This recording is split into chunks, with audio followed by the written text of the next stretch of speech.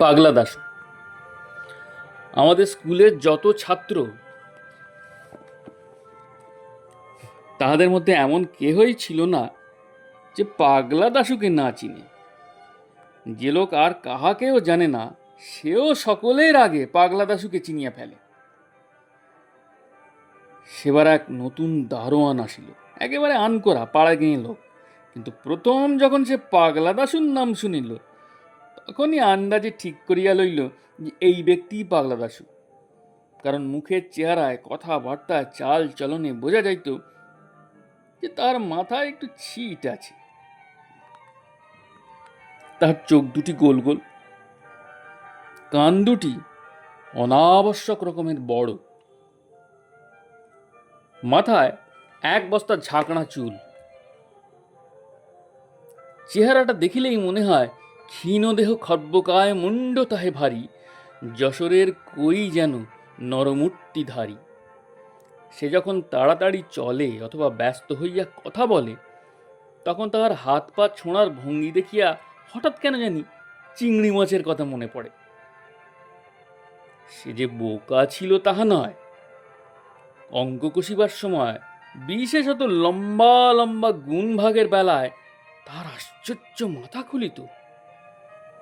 আবার এক এক সময় সে আমাদের বোকা বানাইয়া তামাশা দেখিবার জন্য এমন সকল ফন্দি বাহির করিত যে আমরা তাহার বুদ্ধি দেখিয়া অবাক হইয়া থাকিতাম। দাশু অর্থাৎ দাশরথী যখন প্রথম আমাদের স্কুলে ভর্তি হয়, তখন জগবন্ধুকে আমাদের ক্লাসের ভালো ছেলে বলিয়া সকলে জানিত। সে পড়াশোনায় ভালো হইলেও তার মতো অমন একটি হিংসুটে ভিজে বেড়াল আমরা আর দেখি নাই। দাশু একদিন জগবন্ধুর কাছে কি একটা ইংরেজি কথার মানে জিজ্ঞেস করিতে গিয়াছিল। জগবন্ধু তাহাকে খামোখা দু কথা শুনাইয়া বলিল, আমার বুঝি আর খেয়ে দেয়ে কাজ নেই, আজ এঁকে ইংরেজি বোঝাবো, কাল ওর অঙ্ক কষে দেব, পরশু আরেকজন আসবেন আরেক ফরমাইশ নিয়ে, ওই করি আর কি।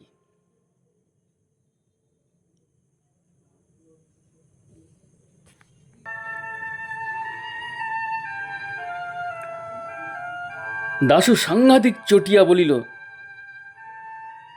তুমি তো ভারী ছেঁচড়া ছোট লোক। জগবন্ধু পণ্ডিত মশাইয়ের কাছে নালিশ করিল, ওই নতুন ছেলেটা আমায় গালাগালি দিচ্ছে। পণ্ডিত মশাই দাশুকে এমনই ধমক দিয়া দিলেন যে বেচারা একেবারে দমিয়া গেল। আমাদের ইংরাজি পড়াইতেন বিষ্টুবাবু, জগবন্ধু তাহার প্রিয় ছাত্র। পড়াইতে পড়াইতে যখনই তাহার বই দরকার হয়, তিনি জগবন্ধুর কাছেই বই চাহিয়া লন। একদিন তিনি পড়াইবার সময় গ্রামার চাহিলেন। জগবন্ধু তাড়াতাড়ি তাহার সবুজ কাপড়ের মলার দেওয়া গ্রামারখানা বাহির করিয়া দিল। মাস্টার মহাশয় বইখানি খুলিয়াই হঠাৎ গম্ভীর হইয়া জিজ্ঞাসা করিলেন, বইখানা কার? জগবন্ধু বুক ফুলাইয়া বলিল, আমার। মাস্টার মহাশয় বলিলেন, নতুন সংস্করণ বুঝি? বইকে বই একেবারে বদলে গেছে। এই বলিয়া তিনি পড়িতে লাগিলেন, যশবন্ত দারোগা, লোমহর্ষক ডিটেকটিভ নাটক। জগবন্ধু ব্যাপারখানা বুঝিতে না পারিয়া বোকার মতো তাকাইয়া রহিল। মাস্টার মশাই বিকট রকম চোখ পাকাইয়া বলিলেন, এইসব জ্যাঠামি বিদ্যে শিখেছে বুঝি?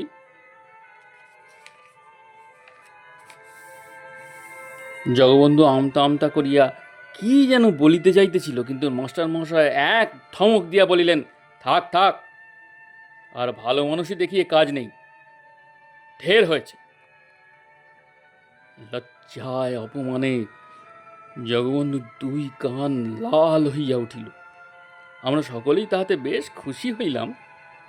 পরে জানা গেল যে এটি দাশু ভায়ার কীর্তি। সে মজা দেখিবার জন্য উপক্রমণিকার জায়গায় ঠিক ওইরূপ মলার দেওয়া একখানা বই রাখিয়া দিয়াছিল। দাশুকে লইয়া আমরা সর্বদাই ঠাট্টা তামাশা করিতাম এবং তাহার সামনেই তাহার বুদ্ধি ও চেহারা সম্বন্ধে অপ্রীতিকর সমালোচনা করিতাম। তাহাতে একদিনও তাহাকে বিরক্ত হইতে দেখি নাই। এক এক সময় সে নিজেই আমাদের মন্তব্যের উপর রং চড়াইয়া নিজের সম্বন্ধে নানা রকম অদ্ভুত গল্প বলিত। একদিন সে বলিল, হাই, আমাদের পাড়ায় যখন কেউ আমসত্ত্ব বানায় তখনই আমার ডাক পড়ে। কেন জানিস? আমরা বলিলাম, খুব আমসত্ত্ব খাস বুঝি? সে বলিল, তাহা নয়, যখন আমসত্ত্ব শুকোতে দেয় আমি সেইখানে ছাদের উপর বার দুয়েক চেহারাখানে দেখিয়ে আসি, তাতেই ত্রিসীমানার যত কাক সব ত্রাহি ত্রাহি করে ছুটে পালায়, কাজেই আর আমসত্ত্ব পাহারা দিতে হয় না। একবার সে হঠাৎ পেন্টেলুন পরিয়া স্কুলে হাজির হইল। ঢলঢলে পায়জামার মতো পেন্টেলুন আর টাকিয়ার খোলের মতো কোট পরিয়া তাহাকে যে কিরূপ অদ্ভুত দেখাইতেছিল তাহা সে নিজেই বুঝিতেছিল এবং তাহার কাছে ভারী একটা ব্যাপার বলিয়া বোধ হইতেছিল। আমরা জিজ্ঞাসা করিলাম, পেন্টেলুন পরেছিস কেন? দাশু একগাল হাসিয়া বলিল, ভালো করে ইংরেজি শিখব বলে। আর একবার সে খামোখা নেড়া মাথায় এক পট্টি বাঁধিয়া ক্লাসে আসিতে আরম্ভ করিল এবং আমরা সকলে তাহা লইয়া ঠাট্টা তামাশা করা যার পর নাই খুশি হইয়া উঠিল।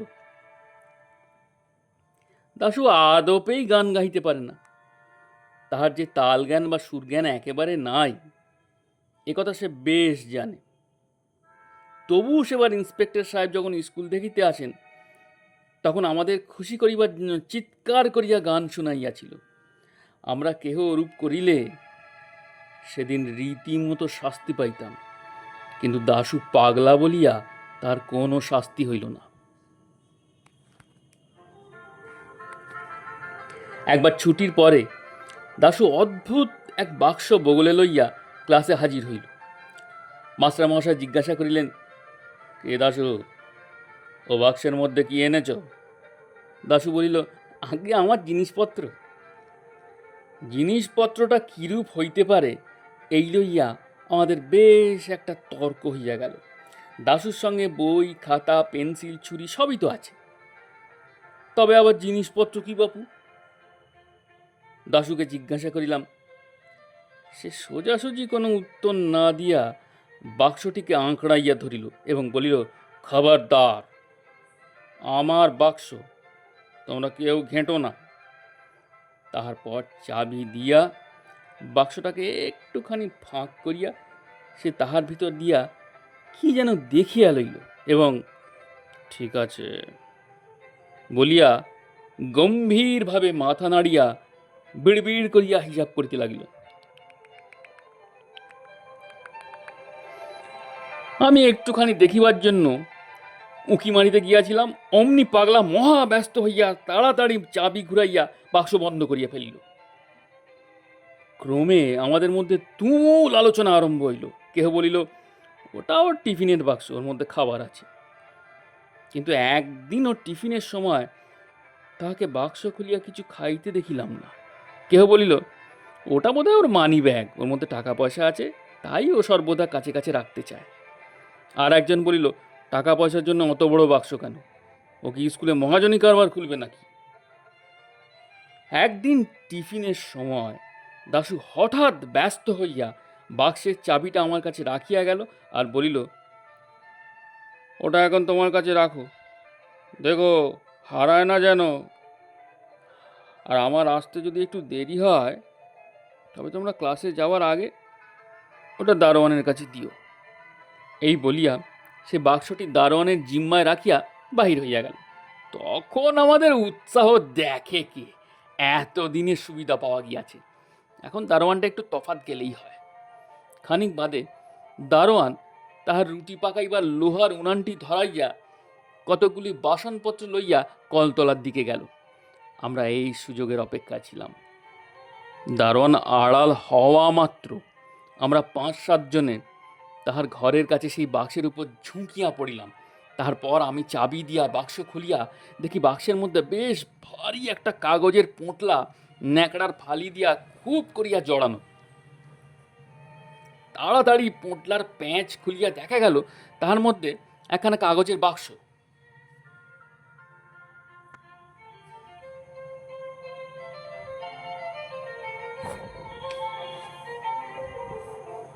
তাহার ভিতরে আরেকটি ছোট পোঁটলা। সেটি খুলিয়া একখানা কার্ড বাহির হইল। তাহার এক পিঠে লেখা কাঁচকলা খাও, আরেকটি পিঠে লেখা অতিরিক্ত কৌতূহল ভালো নয়। দেখিয়া আমরা উহার মুখ চাওয়াচাওয়ি করিতে লাগিলাম। সকলের শেষে একজন বলিয়া উঠিল, ছোকরা আচ্ছা যা হোক আমাদের বেজায় ঠকিয়েছে। আর একজন বলিল, যেমনভাবে বাঁধা ছিল তেমনি করে রেখে দাও, সে যেন টেরও না পায় যে আমরা খুলেছিলাম, তাহলে সে নিজেই জব্দ হবে। আমি বলিলাম, বেশ কথা, ও আসলে পরে তোমরা খুব ভালো মানুষের মতো বাক্সটা দেখাতে বলো, আর ওর মধ্যে কি আছে সেটা বারবার করে জানতে চেও। তখন আমরা তাড়াতাড়ি কাগজপত্রগুলি বাঁধিয়া আগেকার মতো পোঁটলা পাকাইয়া বাক্সে ভরিয়া ফেলিলাম। বাক্সে চাবি দিতে যাইতেছি, এমন সময় হো হো করিয়া একটা হাসির শব্দ শোনা গেল। চাহিয়া দেখি পাঁচিলের উপরে বসিয়া পাগলা দাশু হাসিয়া কুটি কুটি হতভাগা এতক্ষণ চুপি চুপি তামাশা দেখিতেছিল। তখন বুঝিলাম